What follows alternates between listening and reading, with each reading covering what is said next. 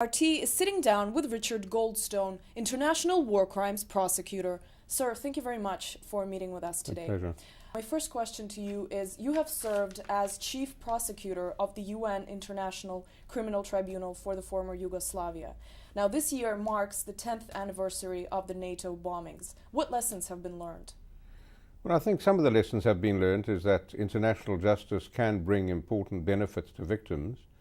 It stops the denials, it brings them acknowledgement, and I believe it can assist in bringing about peace. As far as the bombings are concerned, I think the findings of a commission which I chaired into the NATO bombings that were set up by the Swedish Prime Minister established really the beginning of a new approach to what has been perhaps miscalled, but is generally known as humanitarian intervention. How do you see the future of the Karadzic trial? Well, I hope that it's going to be a lot more efficient than was the Milosevic trial. I think lessons have already, it's obvious that lessons have already been learnt in one important respect. The indictment against Karadzic has been shortened, has been trimmed down, and I think the trial will be run in a far more efficient way. You have served as chairperson for the International Independent Inquiry on Kosovo. How do you assess the independence, and do you think legally it was acceptable? It's a very difficult question. I think from a human point of view, I think it couldn't be expected that the Kosovo Albanians would again accept rule from Belgrade after the way they were treated, the ethnic cleansing that was perpetrated, and that would have happened if not for the NATO bombing. So it seems to me that there's little option for the global community but to recognise some form of independence or self-rule. Whether it's complete independence, of course, is another question, but that seems to be the way it's going. Kosovo's independence is not recognized by the entire international community. No. This basically means that doors are shut into important international organizations such as the United Nations, for example. Right. What does this mean for the future of Kosovo? Well, it's very difficult, obviously, for Kosovo in that situation. It's a tiny, tiny country, a tiny area, perhaps I should more accurately say. And obviously it's not going to succeed if it doesn't have the support and cooperation of its neighbours. So that's crucially important, and I think sooner or later there will have to be some rapprochement, some agreement between the people of Kosovo and their neighbours, and in particular Serbia. How come states that have recognized the independence of Kosovo won't recognize South Ossetia and Abkhazia? Is this a sign of double standards? Well, it's not a question of perhaps to an extent double standards, but it's politics. I think countries are driven by the politics of the situation, and I think that's the only explanation that one can really find for it. At one point in your career, you investigated the Iraq Oil for Food program, and during the war in Iraq, there are reports that claim that millions of dollars have basically been misplaced or wasted or flushed in this Iraq operation. In your career, have you come across evidence to support those claims? No, well, absolutely. The investigation into the Iraq for Oil program is a very complete investigation. We collected over 13 million pages of documents, which are still being used, incidentally, for prosecutions in a number of countries, particularly in Australia and in the United Kingdom.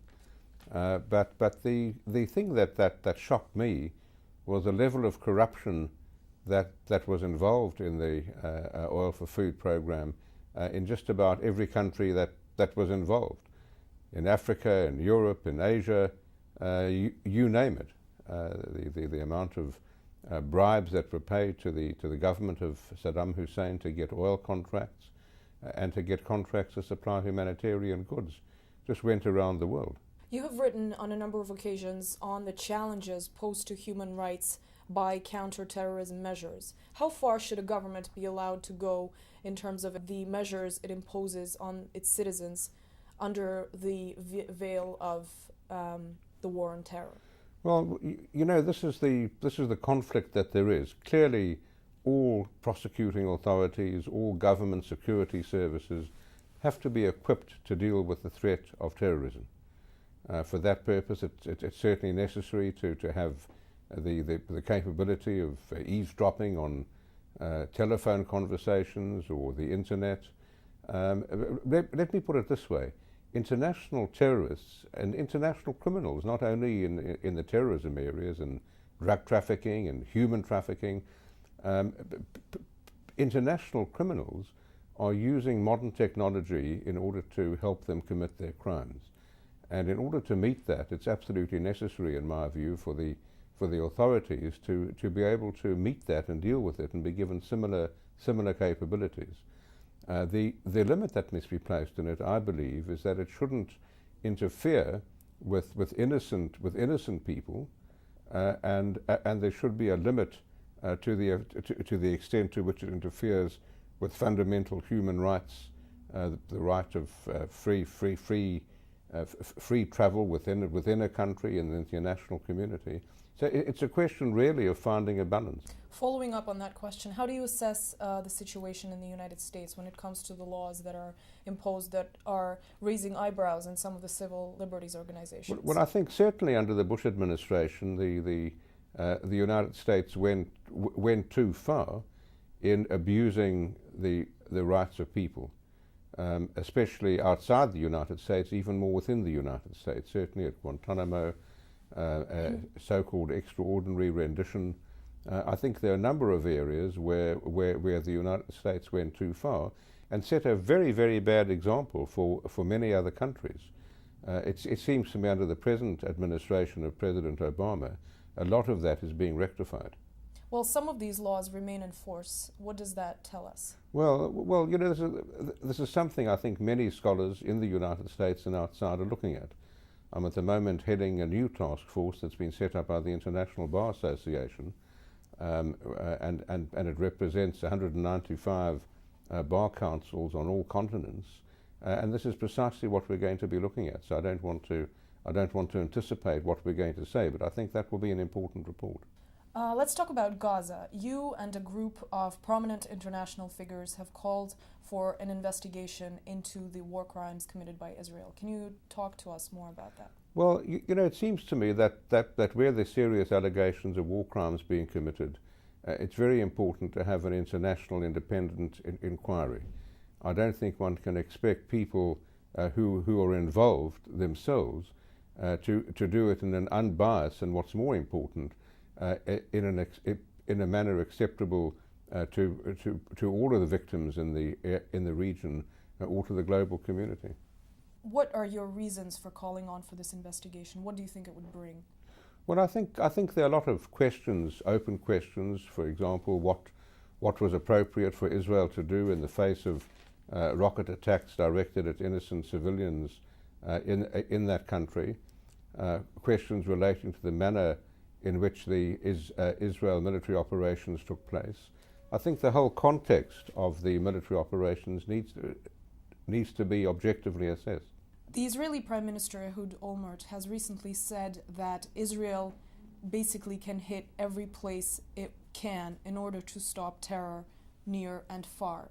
How do you feel about this statement? Clearly, I would say that the steps any country can take have to be within the law. And the law's humanitarian law, the law of war, is very clear as to proportionality and, perhaps most important, the distinctions between belligerents and non-belligerents.